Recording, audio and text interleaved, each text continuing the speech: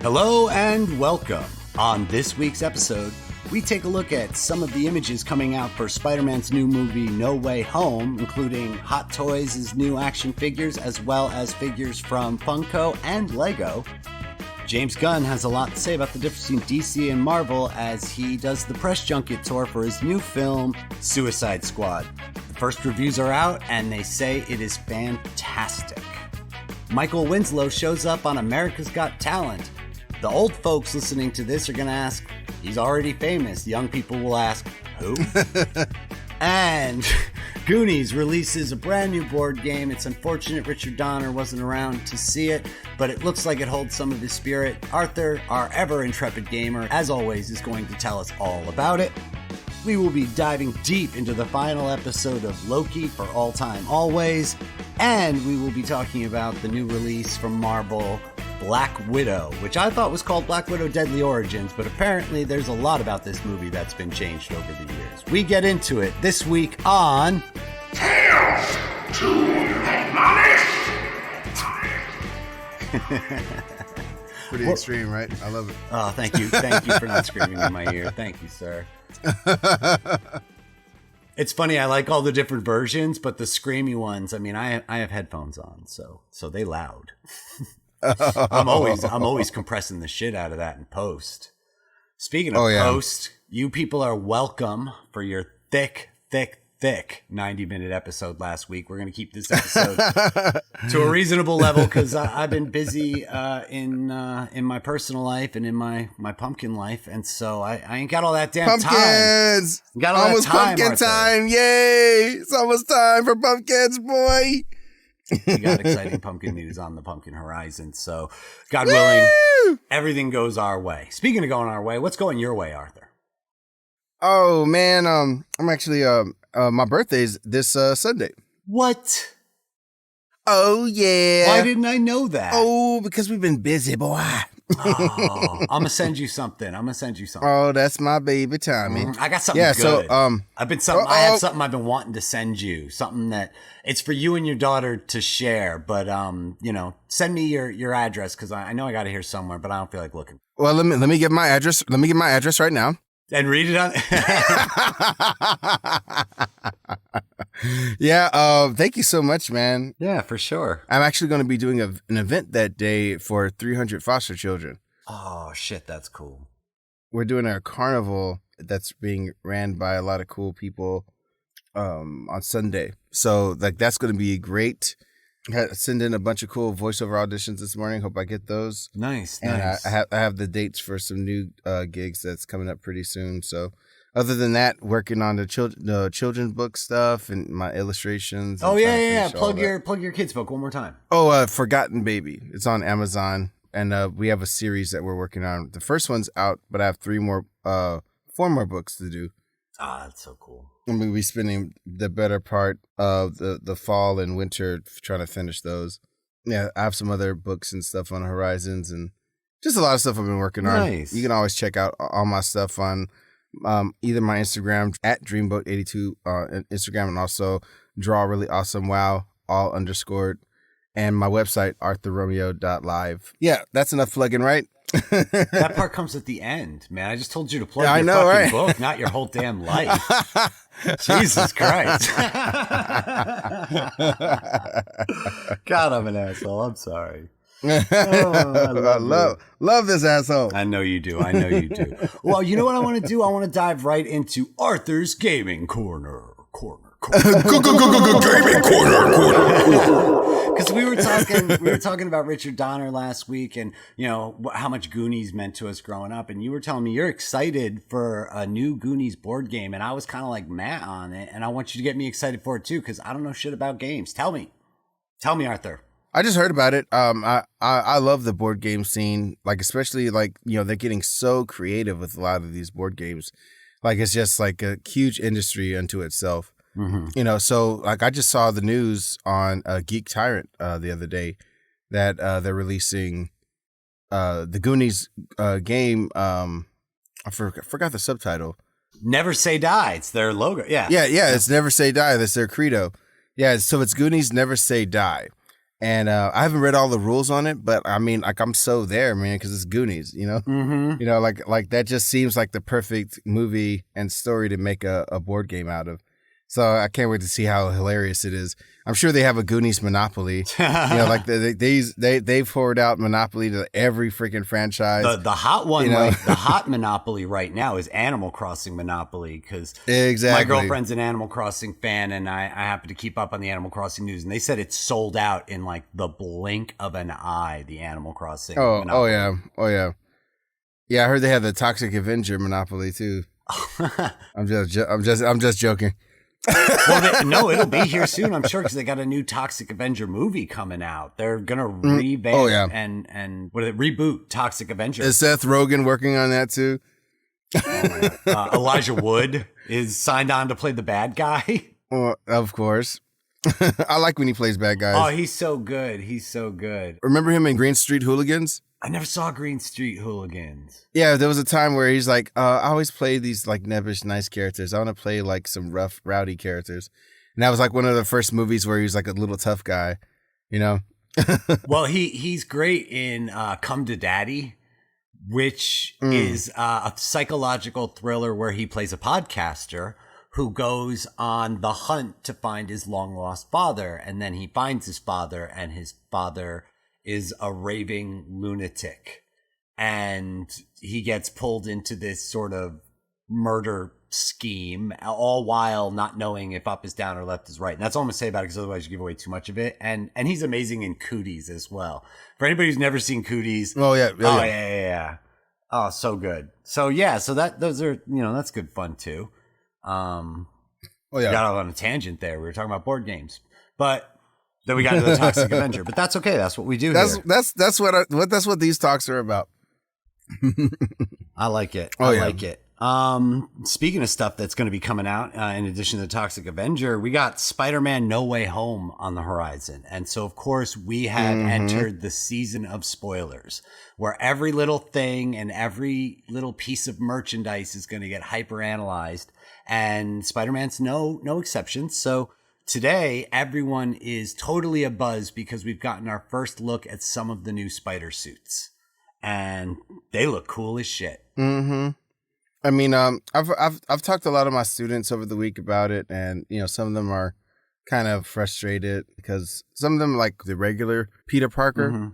Like he's like, why isn't he in his regular suit? It's like for one thing, we've seen that, and that regular suit stuff was kind of a product of the the 60s and 70s, right, and stuff. This Peter Parker is largely based off of Ultimate Spider-Man. And then they tweaked the storyline for Tony Stark to kind of be his Uncle Ben. And naturally, he's Peter is an inventor. So, I mean, naturally, he'd be always tweaking and making stuff, and making new suits and doing all sorts of stuff. So I think that's really cool. I mean, then it works perfect for them to be making toys and stuff. Oh, yeah. He gets a new suit every movie because you got to sell them fucking toys. We got to get some new outfits on these guys. I mean, they continued that kind of storyline in the Spider-Man game, where there's all these crazy costumes, Oh, yeah, it's like 18 different costumes in the Spider-Man game, but that jives with the comics. I like it. Yeah, I mean, and honestly, he's had costumes for different costumes over the years, but like they always were just costumes, unless you're talking about the symbiote costume. Or if you're talking about the alternate Spider-Mans or whatever. Yeah, the symbiote's the only one that's not an actual like costume. Mm-hmm. Secret Wars #9, go pick it up. Speaking of Secret Wars, that's where we're completely headed. Oh, I mean, but that's like 10 years from now. But yes, we are going there. Oh yeah, man, it's gonna be great.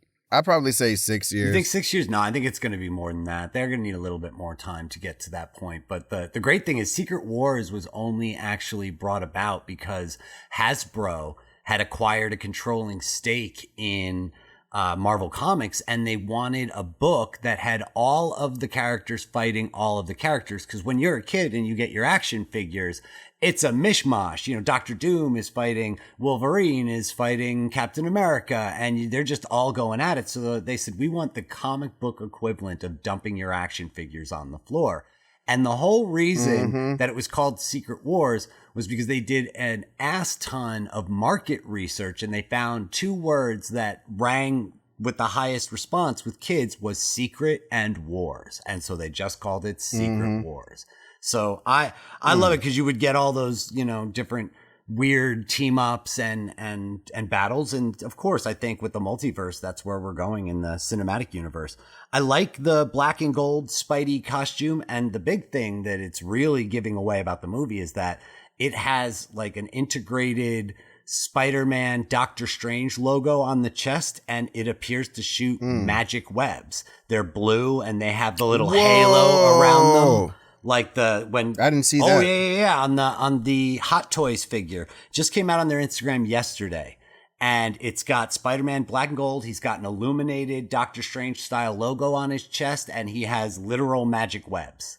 It's amazing. And then Funko released a version of the red costume Spider-Man with the Doctor Strange logo on the chest and implying magic web blasters as well. So it's going to get wild. It's so funny. Rachel and I always like get on this in the MCU where if you were Iron Man, why wouldn't you just give an Iron Man suit to Hawkeye and Black Widow?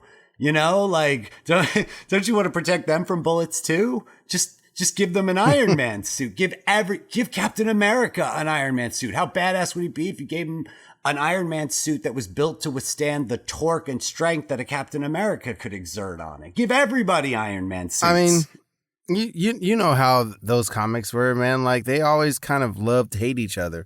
Then they had their own pride and, you know, operated their own ways. But it's just funny that Spider-Man gets everything. They're like, oh, he's Spider-Man. He can already do more than like half the Marvel universe. And then we give him an Iron Man suit. You're like, okay, well, that's pretty badass. So like, now he gets a magic Iron Man suit. Like, how many more powers can you heap on a 16-year-old boy?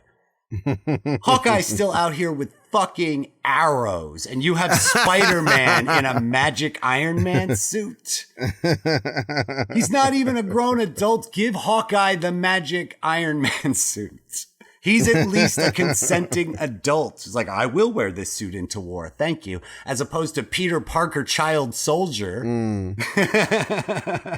So I always have to laugh about that, but they all look great. And then the only other weird fun fact to come out of this was that the Funko Pop for Doctor Strange has him holding a shovel. Of all things. That's ominous. Yeah, that is a little ominous for sure, but like, a shovel. These freaking toys always spoil everything. Actually, can I tell a funny anecdote about exactly that? So this is your show, my bro. Thank you, sir. So in the pumpkin world, a lot of times you get hired by different companies to make pumpkins for them. And one year, Marvel hired us to make a bunch of pumpkins for the release of Thor Ragnarok. So a lot of times what happens is you get a whole slew of images and you sign a release and you sign your whole life away so that you can look at these, you know, these images from the movie so that we can integrate them into our art. And I got my packet on Ragnarok and I'm looking through the whole thing and I see the first image of Ragnarok Hulk with the hammer, right? But it's only got like a corner of the hammer. So when I want to lay this out on a pumpkin, I want him holding the whole damn hammer. So I start scouring the internet to see if there's been any other image of this. And I find a Hot Toys leak of all the action figures from the movie. So I get a real clear look at the hammer. I blow it up. I redraw it. I put it into the image. And now Hulk's got his entire hammer and his whole outfit on. So I send over my workups to my contact at Marvel. And he calls me back immediately and goes, "Where did you get this?" I was like, what do you mean? What do you mean? He goes, you have the entire hammer in Hulk's hand and it's exactly what it looks like. Why do you know what his weapons look like? And I said, well, Hot Toys put out a picture. And so he's like, on the internet. I was like, yes. He's like, send me the URL. So I sent him the URL and stuff. And then he called me back a little bit later. He's like, oh, okay. All right. That's cool. We didn't know where the hell he's just like, was like real quick. Like, where did you get that? Just as something as simple as the weapon. You have a full picture of his weapon from the movie. How did you get it? Oh my God. So when you do those things, when you partner with like Marvel and Disney and DC and all that stuff, there's a tight tight ring around that info, and they keep it locked up. And if you violate that, they will come for you. So Hot Toys, Hot Toys is usually the culprit for spoiling stuff, just because so many people work on the line, and it is so damn detailed that if you see a hot toy of some movie that's coming up, you know that that's legit what that shit looks like. So I'm excited because these hot toys look great for Spider-Man, and if that's what they look like, that's what he's going to look like in the movie, and I'm for it. So I'm excited for that. Sick. Nice. More exciting movies that are coming that looks even better than I could expect is Suicide Squad by James Gunn. Yeah, man. We're just waiting for that to come out, man. That's going to be fantastic, man. Have you seen King Shark all over like Discovery Channel? Because it's Shark Week. So they've been doing this cross-marketing thing. Oh, I don't have that channel. That's so great. Yep. So doing a lot of clips of King Shark from the movie, and he looks fantastic. And it's all cross-promotional with Shark Week, of course. It works. It's perfect. They're so smart. They're doing some gnarly things with that character in there. Like the first trailer that they did was the Red Band trailer. Yeah. And it's just like, oh my God, she's full on just eating people. And it's just like, it would have been a horror film if you just would have changed the score. You know? Yeah. Well, there was one review that I read because the early reviews are just coming out. And the guy said something to the effect of, I can sum this movie up with 3 words: mayhem, gore, and profanity. Yep. I am here for it. I am here for it. And this ties really well into a lot of what James Gunn has been saying, because right now, of course, everyone's doing the press junkets to push, the interest in the movie before it comes out. And James Gunn's given a lot of interviews the last few days. And some of the more interesting points that he's brought out during the course of these interviews is that he feels like he wants to keep making DC movies more than he wants to keep making Marvel movies necessarily. Makes sense, man. Like, I mean, he has like freedom to do kind of the stuff that he kind of cut his teeth on. Oh, just like balls to the wall, like bug nuts, like crazy horror and action. Oh yeah, I mean, he came out of the whole Troma studio system in New Jersey, and anybody from Troma is a little bit crazy. So, yep. But he's allowed to go hog wild with the characters. I imagine when you're making a Marvel movie and they sit down and they go, okay, we're making Ant-Man 3. Here are 20 things that must happen in this movie because we've got 10 other movies coming after it, and this sets that up. So make any movie you want, you just must include these 20 plot points. Lord, I wish Edgar Wright could have suffered through that. He couldn't. I wish he could have just suffered for just a little bit. Just suffered just a little bit, please. You're exactly right. You can save us from Peyton Reed. Oh, and they are giving Peyton Reed the Fantastic Four as well. I know. I don't hate Peyton Reed. He's a little vanilla, but come on. He's man. Serviceable. I don't know. He feels like kind of like a workman kind of director, which is what Marvel wants. They want somebody who's going to go in there and shoot shit in focus, and hit all the plot points. That's exciting. And that's do so the exciting, beats Thomas. that perpetuate the story the way they want to perpetuate it. He's going to so make a exciting, Kevin Feige Tommy. movie. Maybe it will be exciting. Maybe if the producers and the writers come up with a crackerjack fucking story, then all he's got to do is just go out and shoot that shit. They need somebody like Spielberg on Fantastic Four, man. Fantastic Four needs to be the second coming. Like it's X-Men and Fantastic Four that's coming next. Like these need to stand out. They can't feel like any of the other stuff. It can't. Not Fantastic Four. After Fantastic Four has never been giving it the treatment that it should have had. No, of course, but I think as much as the books always had the Marvel house style, these comics and these movies have that in common. They have a house style. Ant-Man is done in the Marvel house style. We'll talk about it later, but Black Widow is done in the Marvel house style. And it's a formula that largely works. It doesn't let you go batshit crazy off the rails, but it's guaranteed to give you something pretty damn palatable every time out. Yeah. And that's the bet you hedge. That's the bet you're hedging. Yeah. Okay. I still would prefer like a more elite director to do Fantastic Four. I mean, I would too. Somebody who gives it some kind of style and flavor, but I know that Fantastic Four is going to be this linchpin of whatever comes after it. And I think that Marvel's going to want it to be as versatile and multi-serving a movie as they can have. I don't know if that leaves a lot of room for style, but I hope I'm wrong. Yeah. We'll see.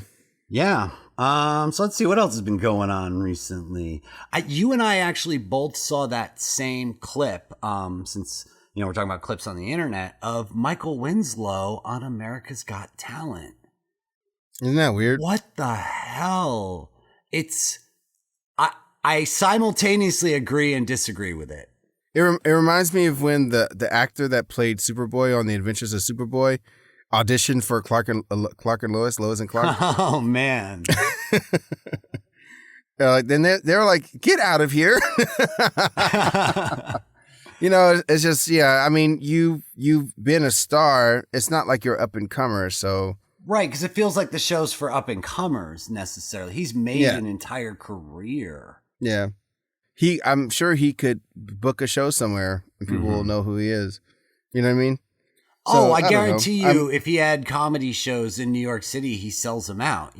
That's the thing. Yeah. This is a guy who can still sell out a room anywhere in America. Maybe not the biggest room, but, remember back in the day, put him in the back room of the comic shop, of Meltdown. Mm-hmm. He'd sell out Meltdown every night if it still existed. Yeah. So that's the only reason why I'm a little iffy on him being on the show.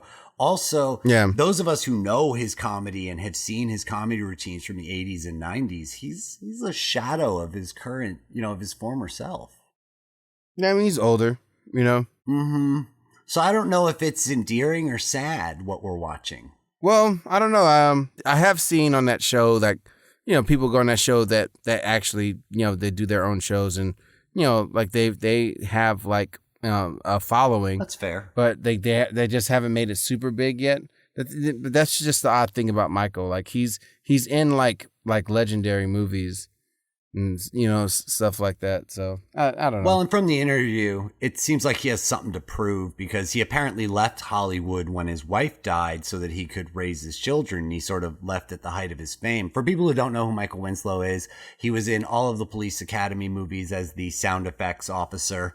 And he also was the guy who was manning the radar in Spaceballs, among other, notable appearances. But he is known for doing sound effects with his mouth that most people can't do with a computer. So he's an incredibly talented and interesting individual, but he's had his time. Yeah. Well, we'll see. We'll see if he makes it through. I mean, what an oddity. I wonder if a lot of the people that even judge that show knows who he is. Yeah, for sure. Because he got on the show. It's not like they turned him away. Yeah, so that's true. I gotta see that clip. Yeah. I watched the clip with him because I've always loved Michael Winslow, and I think he's fantastic. Oh yeah, he's dope. He's great, but he's an interesting choice for the show. Yeah, like they had one of the best sketches on Key and Peele. Like such an esoteric sketch of Bobby McFerrin versus Winslow. Yes, I remember Did you see that sketch? You saw a sketch? Yep. That sketch was fantastic. And only that sketch only would exist on Key and Peele. That show is so funny. I've seen every episode of that show, and I also think that Dave Chappelle's got a gripe, but Oh yeah, I'm watching Comedy Central. They're doing my show. They're doing my show. I can't stand it. Well, shoot, man. I think we could go on and on about a bunch of stuff, and I think maybe we'll say it. But I had some other things I want to talk about, but I think we're going to save it for next week because I think we need to get right into Loki and Black Widow. What do you want to do first? Dealer's choice. What do you got? Oh, we got to leave Loki for last, man. Save the best for the last. So we can spend another 45 minutes talking about it. That's all. I will murder you where you stand, I swear to God.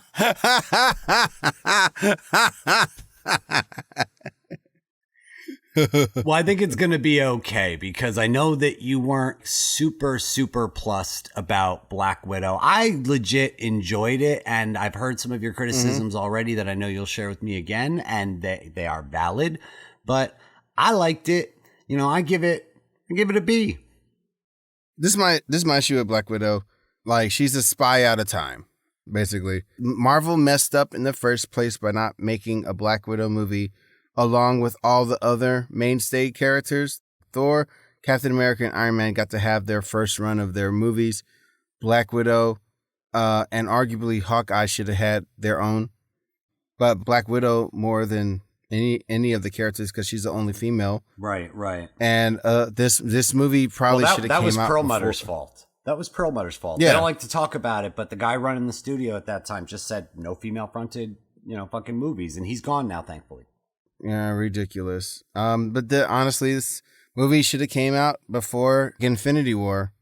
This movie should have came out like leading into Infinity War. I 100% agree, but I won't let that color my opinion of the movie because we can't change that. We can't change when it came out. It came out when it came out. I mean, I think the curation of these movies have a vital part to play in your enjoyment of them. Because like that would be like, oh, let's release Iron Man 3 before Iron Man 1. That feels like an extreme example. I don't think so, because we're getting treated a movie after the character has died, a most heroic death, then putting a pandemic on top of that, then making it come out after these other shows, making it be released oddly before the last episode of Loki. Mm-hmm. Like, when these TV shows have been proven to be arguably, this is the lane Marvel should stay in. It does have like an effect on how you watch these movies. Like, I mean, that's the whole thing about these movies. There's these canonical movies that are curated and released at specific times, so one story can lead to the other. You're telling me that the tag ending to Black Widow meant something to you after we already seen this character in Captain Falcon? No, I agree. And I think that of all the things that releasing it when it did took, the toll that took, of all of those things, that teaser at the very end in the credits took the hardest hit from the chronological problem. But I don't really care about that anyway, truthfully. Like whether you show me her recruiting U.S. agent first and the new Black Widow second or vice versa. And I'm just saying, for me personally, I don't care. That's fine. I don't know that much about what she's doing for it to matter. I mean, the good things about the movie is that they put these stunt women through hell. The fighting is fantastic in this movie. It very much, we haven't had like a Bourne Identity out there, especially since James Bond is like, been delayed for forever. But even so, James Bond kind of stole from Bourne Identity at some points and stuff. So that was the only thing that kind of had that visual taste. So it was good to see that again. And it was good to just like see Scarlett just on her own doing some stuff. Mm-hmm. But that being said, I do wish it was more of a spy movie. Yeah, there was very little intrigue. Most of the beats were pretty predictable, and they weren't really trying to, quote, figure anything out. Yeah, I wish it was a more spy movie with more betrayals and like, I just like that feeling and like that engagement, like the way Scarlett was introduced, the way I should say Natasha was introduced in Avengers 1. Yeah. Like she's like in this situation, and it's like the way she's treating it like it's an office job. Well, she even calls back to that when she's getting her ass kicked as a means to finding out what she needs to know, and they do sort of do a send up to that in this movie. Yeah. So I mean, just more of that would have been good. A major betrayal that Natasha creates, because that's always kind of been her. She's always been a kind of a compromised character. Instead, it was like, look, I need to save these girls' storyline. Yeah, Rachel Weisz's betrayal is played so quick, where it's like, I betrayed you and I contacted the Red Room and they're here to get you, but now I'm on your side. Like that played so fast. There was no intrigue in it, really. But so much kick-ass fighting. Yeah, it's great fighting. The climax was really too similar to Winter Soldier for me. Like another helicarrier crashing down, pieces, debris. It looked cool. And then you had the same problems with Taskmaster that I did, right? Well, I don't know if it's a problem for me because I'm not that familiar with Taskmaster. I didn't really read the Avengers, so I wasn't a huge Taskmaster guy. So I didn't really go into it with any expectations at all. But I have heard a criticism that Taskmaster is basically Deadpool from Wolverine Origins, where you take a character and you sew their mouth shut and you turn them into a robot, a mind-controlled automaton. And that's what you've done with the character. Now, I think in the instance of Deadpool, that sin is infinitely more egregious than if you're doing it for a character that, at least in my understanding, and I read quite a few comic books, is kind of minor, but a minor character is major to somebody. So I know there are people who are really upset about it. Well, I mean, you take that like vocal connection that characters have, and you take away like possibilities of stories. You take away possibilities of like the energy that the protagonist has against the antagonist. Like, I mean, she winds up inviting this character to chase her near the end, and it's just like, what direction does that lead you in story wise? It's just this mercy thing. It robs the character of being an antagonist, but just being a malevolent force. It might as well have been a storm or a tornado or something, Well, yeah, but I don't hate that for a villain, especially for a villain who is an agent of another villain, to simply be this kind of juggernaut.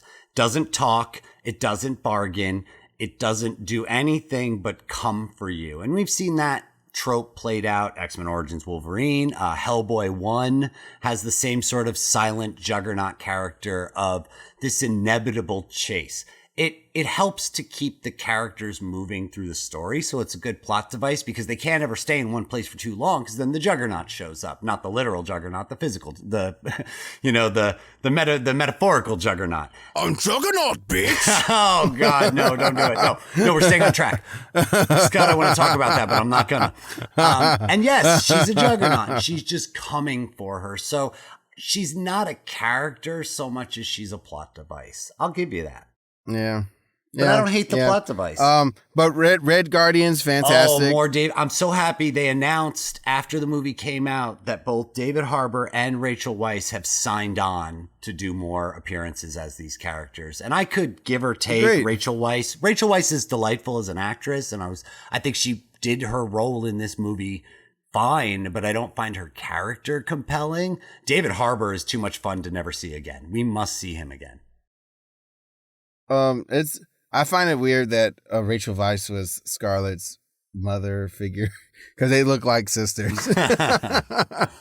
Well, no, Rachel Weisz, she was jumping around in The Mummy when Scarlett Johansson was still doing Ghost World. So I buy it. Rachel Weisz just looks really good for her age. I'm just saying based on the way she looks, like she's 51 or something. And she just looks like her sister, so that's funny to see her playing kind of a mom type when she looks just as young as Scarlett.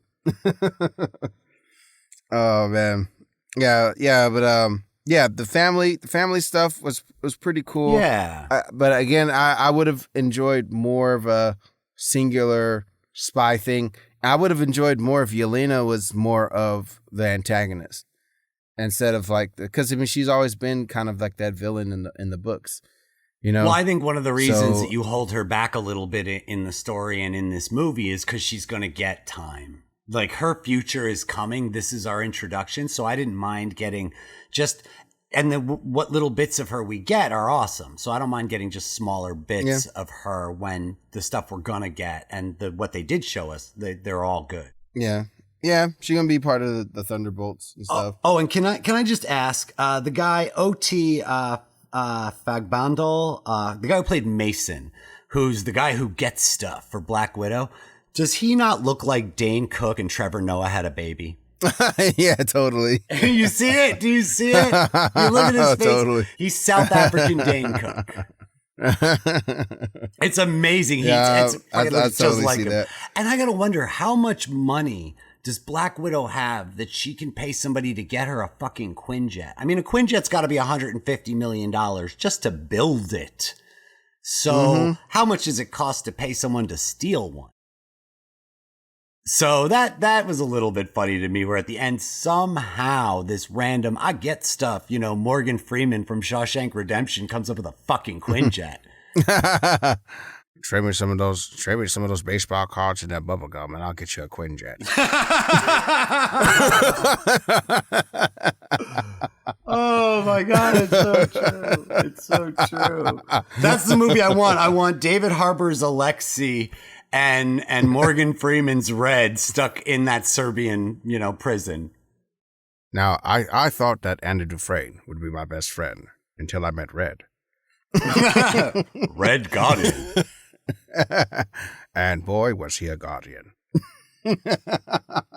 That scene's so great where the guy's like, how could you have fought Captain America? He would have been frozen in the ice in 1982. And then he just blows his arm up.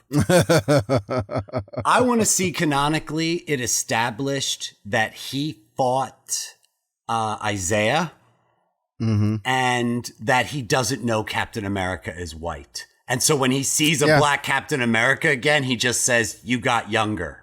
That's what I want. How did you get younger? That'd be awesome. Where he has, because he's been in this prison where they have a scratchy old radio and that's all they've gotten there. And so he could presumably know about Captain America, but not have any idea what he looks like. And so if he fights Isaiah Bradley in the Cap costume and they're like, oh, he has a shield and he wears a red, white, and blue costume. He's like, yeah, I fucking fought that guy. And then years later, he sees Sam Wilson and he'd be like, where did you get wings? I can never tell how old black people are.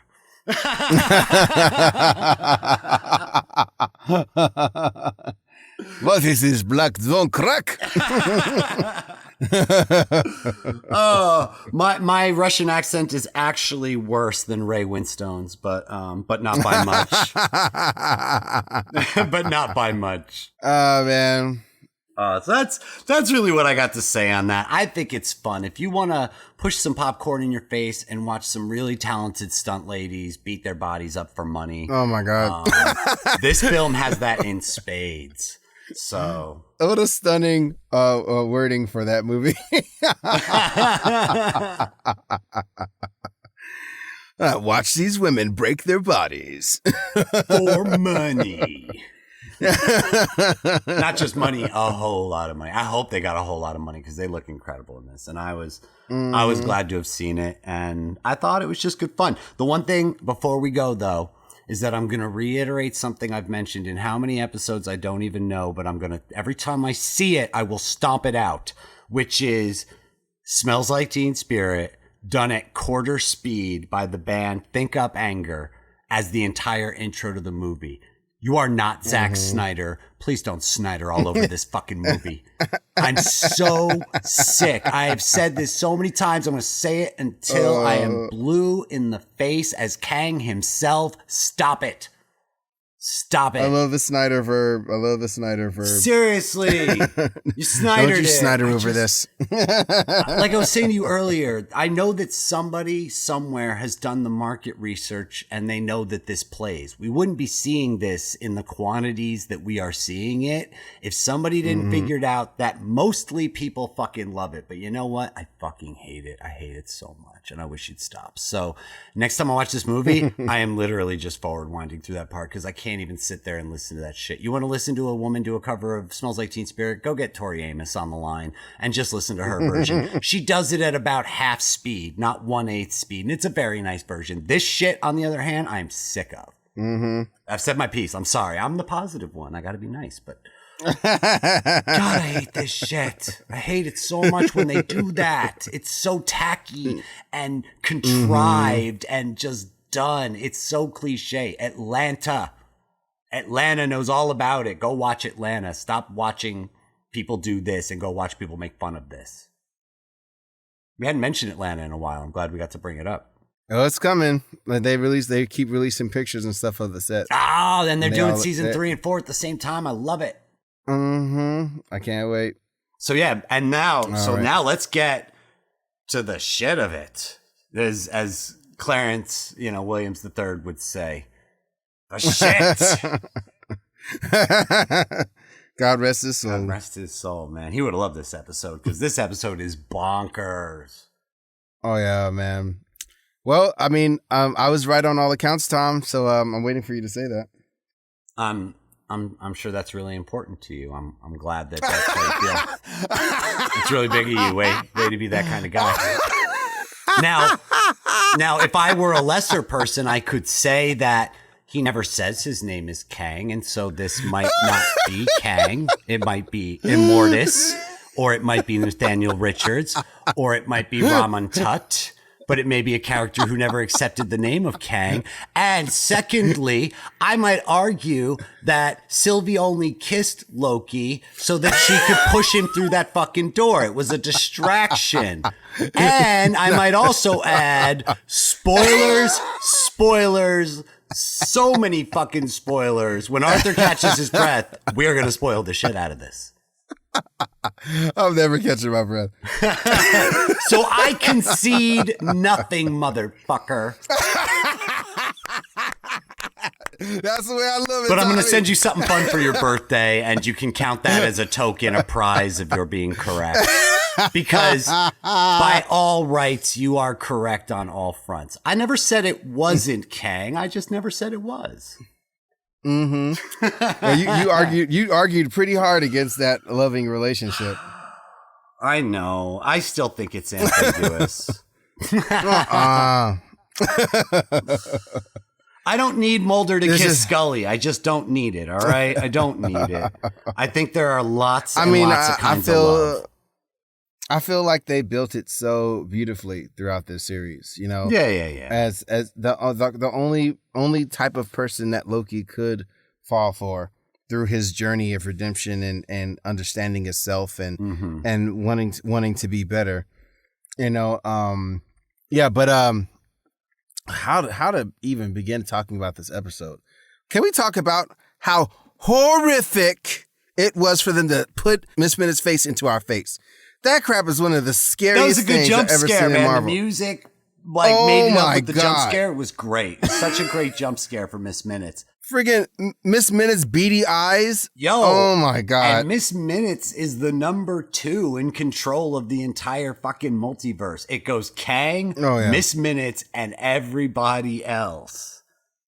So that was awesome. Woo. That was great to see. And to see her interacting with Ravonna Renslayer, basically saying, he wants you to have these files, which I think is basically Kang telling Ravonna Renslayer everything. And moreover, is Miss Minutes telling Ravonna Renslayer everything that's happened. And by the way, everything is fucked now. So here's what you're going to need to know now that everything is falling apart. Good luck. Yeah, man. Just going them, like these characters finally getting to Oz's castle, basically. Yep. And you know, we had all sorts of things that we were thinking because, you know, Marvel's they've been pretty interesting on how they kind of dole out the mysteries in all of their TV shows. Yeah. Because this is the first time they've been able to really do that, something like that. You know, like most of the stuff, they don't really unveil something at the last minute. Like, you know about the villain from the start. So like they've been giving us all these goody mysteries to treat ourselves to. And, you know, for them to just completely unveil Jonathan Majors the way they did in such flamboyant fashion, it really spoke to the off-kilter way this show's been dealing with a lot of things. You know, this show is like Doctor Whovian. It's has shades of Wizard of Oz in it. Christmas Carol, Willy Wonka. Yeah. Oh yeah. All of that. It's so cool, man.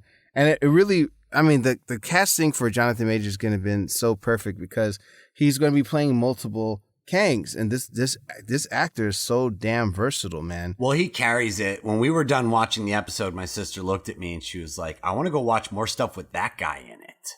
Because you need somebody of Jonathan Majors' caliber to carry that scene, because he's just going to talk for 25 minutes and you have to listen and care about what the hell it is he's going to say. I mean, it is the exposition dump of all exposition dumps of an episode. Oh yeah. I mean, you tell your sister to watch The Last Black Man in San Francisco. That's the first thing I saw Jonathan Majors in. Lovecraft Country. Lovecraft Country too. That's amazing too. But I'm talking about a standalone movie. The Last Black Man in San Francisco It's the first movie I'd ever seen where it was like a character that was like very specifically just like me. And, you know, like as far as like getting the dimensional aspects of black people in movies, they haven't really been that good at that. And we've just been getting to that in the last, 10 odd years, like showing all the different types of people of color that's out there. So I love Jonathan Majors for that movie, and I love him in Lovecraft Country, and I'm so glad that he's playing Kang. So this was just like the biggest treat ever. When that elevator opens and he's just there smiling, it's like, oh my god, with the this apple, is so freaking crazy. So many apples. Oh yeah, oh yeah. Oh yeah. Because rule number 1: if your character is eating an apple in a movie, they're a fucking asshole. That's sort of like, how do we make somebody seem like an inconsiderate ass? We'll have them eat an apple while holding a conversation. I don't know why that's the rule, but it goes all the way back to like Fight Club and beyond. If you just want to make somebody seem like a jerk in a conversation or aloof, because you don't give a shit. The moment has no reverence. I'm going to get apple juice on my face. I'm going to sit here and eat this apple. What are we doing? Loud crunches. And it's so great. Yep. And of course, apples being referenced in Doctor Strange as the first time experiment Doctor Strange does. And of course, when Loki's doing the little tests on his computer, it's about Thanos going back in time and eating 2 apples he had already eaten. So the apple plays big time. And he just starts spouting off. And we're left with this conundrum for the Lokis. Well, first and foremost, they show up and they get offered the Faustian deal. Hey, you get everything you ever wanted. All you got to do is go away. And this is the truest test because a normal Loki always takes that deal. Infinite power, but it's just like the Matrix. You get infinite power, but you get infinite power knowing it's not really real. Oh, yeah. And how much does that matter to you? Remember in the preview they had that clip of Loki being back at Asgard as a king? I was pretty sure they were going to show like, oh, what you could have, but they never used it. They never used that clip in the show that I recall. Yeah. Yeah. I don't know. That's cool. I'm glad. I mean, I'm just really glad for the episode. Like, I'm really just happy about the whole Loki experience. Especially coming off the heels of like last week's episode, man. It's a tough one to live up to. Couldn't be more prouder than Marvel to do things that the way they're doing it because, this character, like the promise that this character has is going to be insane for Marvel, especially just being a black dude that they didn't put like blue on his face and all this type of stuff. It's just a black dude. Yeah. It's like freaking awesome. Yeah, and he's just a regular guy from the 31st century who came up with interdimensional travel. He's Black Rick Sanchez. Yeah. The thing is, like, they make blackness in so many movies like a thing that's of less quality. So many times let's make them green, or let's turn them into an alien, or let's make them a monster, or let's turn them into an animal, or they're not good enough to be on the screen. Or let's make their skin 3 times lighter. Sort of like Star Trek: The Next Generation, where the major prominent black characters all had facial prosthetics and no one else did. Yeah, you're always hiding them. Yeah, I see it. So like that's what I'm saying. Like for them to do something like this, I mean it's really big. It's really big that they did something like that. Now, not saying that they're not going to have all different types of kings in the future, but for this to be the first king that they show, and they just show him like just this regular ancient like black dude. Yep, who's just been around forever and sees time fourth dimensionally. It's amazing. Yeah, I couldn't have been more buzzed. Nice. Now talking about that moment between Sylvie and Loki having the fight, my heart was breaking. That might have been the best fight we've seen the whole series as well. The choreography in that fight was maybe the best we've seen. Yes, and there's so much stakes to it. Like, I mean, like that's when a fight really means something versus just like random choreography.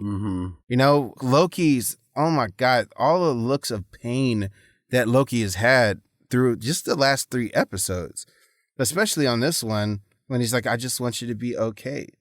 Yeah, and her complete inability to believe that his behavior is genuine. I think she believed him in that moment, but at the same time, like she's lived centuries with this pain. And no amount of whatever, maybe 3 days. Yeah, at one point during the fight, she does mention, she's like, I'm older than you, by the way. Yeah. Yeah. Like that moment was heartbreaking, especially after she kills Kang, with Kang saying something that's so crazy and ominous. I'll see you soon. With a wink. Well, because he knows just about everything that's going to happen. And one of the most exciting things that could have happened for him was that suddenly he didn't know. He took the device off his hand, the thing that helps him to keep track of time. And then things changed enough that they hit a point where they entered a realm where he legit did not know what they were going to choose. And he was excited to not know. Mm-hmm. Yeah. I mean, you saw it in his performance, the delirium. It's like somebody that never sleeps.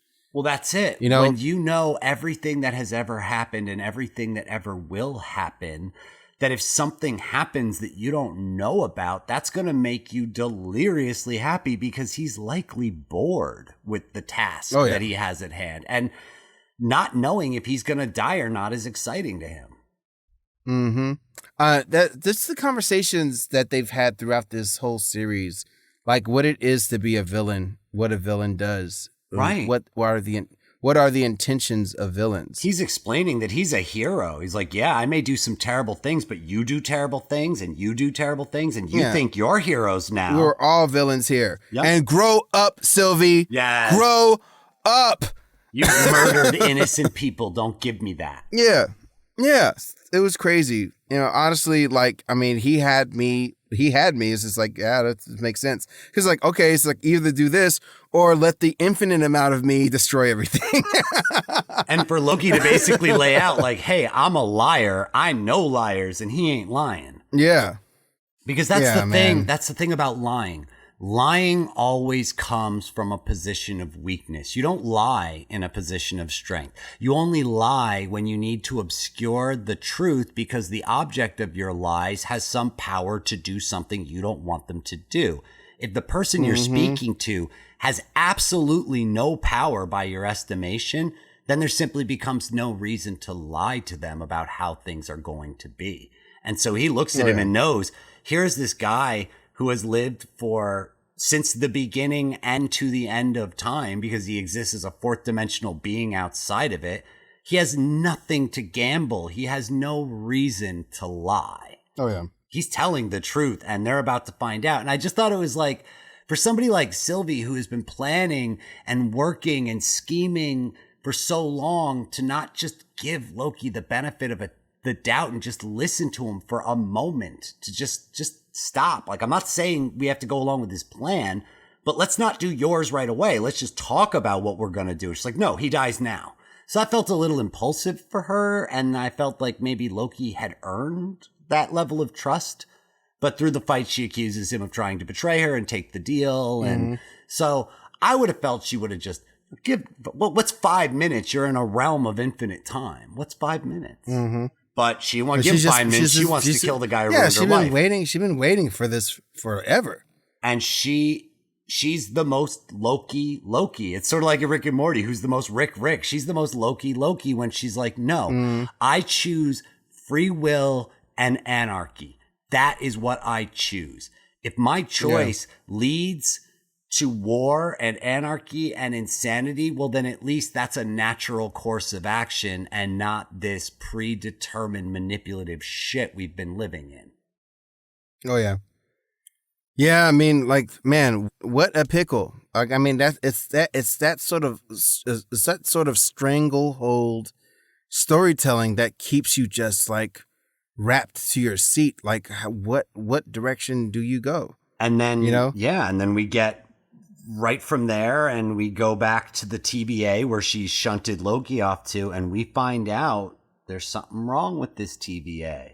No more 3 timekeepers. There is only Kang. So then one of 2 possibilities is either somebody went back and changed that TBA in the past, or there are multiple TBAs doing the identical work, which I think is the more likely solution. I don't think he went back to a TVA where somebody, Back to the Futured it and changed everything in the past. So now everything in the future is different. I think that there are multiple cooperative Kangs, each dealing with their own sacred timelines. That you have multiple sacred timelines across the multiverse, and they're all just keeping their relative rogue Kangs from ever developing. That they work in cooperation, that they share intel, and that it isn't that one Kang destroyed all the Kangs. I think the Jonathan Majors we saw was the Kang that formed the Council of Kangs, which we get from the comic book, which is basically an infinite number of Kangs who have all decided to work together to keep the anarchic, destructive Kangs at bay. And that you either join the Council of Kangs or all of the Kangs will wipe you out. So that's what I think. I think what happens is she kills him, and now he's not around to prune the branches on his particular tree, and that tree is about to go crashing into all the other trees. It was so crazy how to see that one single time stream just turn into like a litany of branches. It was just like insane. Like to see that, we would trip out when we saw one branch. Yeah. So it just makes me so excited about Spider-Man and Doctor Strange, and like how Wanda figures into this, because as a Nexus being, like, she's going to be a little unfuckwittable. Mm-hmm. When it comes down to this sort of stuff. Yeah, there are presumably no other Wandas. That is one conceit from the comics, is that there is only one Wanda. Yeah. And another fun thing that this does is this basically rounds out our Young Avengers. Yeah. Because Iron Lad is Nathaniel Richards, is Kang. Yeah. So we've rounded out our Young Avengers now. I don't know if they've casted that young boy from Iron Man 3 as Iron Lad. Mm-hmm. And even though they have Ironheart coming up too, so we'll see. I mean, I feel like there's a reason they showed him in the funeral for Tony Stark. Well, I think because he was one of the few friends that Tony had. Tony doesn't have a lot of friends, but like that kid basically saved his life. So I think they stayed friends. Yeah, that's the only reason. I don't think Harley Keener is Iron Lad. I don't think so. No, okay. No, because it's definitely a Kang who learns that he is doomed to be evil. So he decides, fuck it, I'm leaving. I'm going to go and I'm going to join the Avengers as a teenager, and that'll keep me from fulfilling my evil destiny. And then he goes and kills his future self, and that changes things. And now all the Avengers are dead and all his friends are dead and everything's wrong. And he realizes that time is immutable and that he must become Kang the Conqueror in order for everything to happen the way it should. So that's where I thought that this was going, that it was going to be Mobius at the end, basically saying, I went to burn it all down and then I did, and it fucked everything up. So now I've spent eternity making sure it exists. But this is functionally the same with Kang saying, it's my job to just make sure this shit goes well and that everything stays stable. And you can kill the dictator, but you aren't going to like what fills the void. Mm-hmm. So all in all, this series, man, wow. It's just like it stands on the top of so many of the movies. It's crazy. They're going to have to find a way to lock this time shit down, though, because it's so hard to wrap your head around. Well, yeah, I mean, that's why he's going to be such a crazy threat to the Marvel Universe. Because I was thinking maybe he wasn't worried about being killed because he literally hadn't even been born yet, So, what does that matter? So maybe this exact iteration of Immortus or Kang or whatever comes back. Maybe it's a slightly different one. Like, I was explaining this to my sister, I was like, they have the Thor Corps, which is an army of Thors. You have the Parliament of Doom, which is an army of Doctor Dooms. You have the Council of Reeds. You have the Council of, so it's like every character, you have the Spider-Verse. Every character in the Marvel Universe is a literal army unto themselves once you crack this door open. So it's going to be hard to close that door once you're done. Yeah, I can't wait to see what they do with Hugh Jackman. That's going to make everybody go nuts. Oh, dare dream that dream. I mean, you saw he teased it already. I know. But what does it mean? Oh, and we finally, one last thing to touch on before we go is we've got Deadpool and Korg in the same commercial. Did you see this? Oh, yeah. So Deadpool has finally officially touched the Marvel Cinematic Universe in appearing in a teaser trailer for the new guy or the Free Guy. Free Guy. His new movie where he finds out he's living in a simulation. And he does the commercial as Deadpool with Taika Waititi as Korg, and it's fucking amazing. It's so good. It's awesome. Keep doing what you're doing, Marvel. We'll keep kissing that ass if you keep making good stuff. That's right, baby. And thank you again for making the Black Widow, even if Arthur doesn't like it. I know he appreciates the fact that the main character wasn't black because he's tired of that trope. If Natasha Romanoff is black and they call the movie Black Widow, Arthur's got to check out immediately. He's like, boop, change the channel, not doing it. You know me so well. I do. But that's only because I follow you on social media, Arthur. Now, if there are other people who don't know you as well, and they didn't get your plug in the beginning of the episode, why don't you go ahead and give it to them again? Just for all things Arthur, go to arthurromeo.live. And you can also check out my Instagram, Draw Really Awesome Wow, all with _ and at Dreamboat82. And check out the book that we've made. It's called Forgotten Baby. It's about a girl's trip through foster care, which is near and dear to my heart because I went through foster care and it wasn't pretty.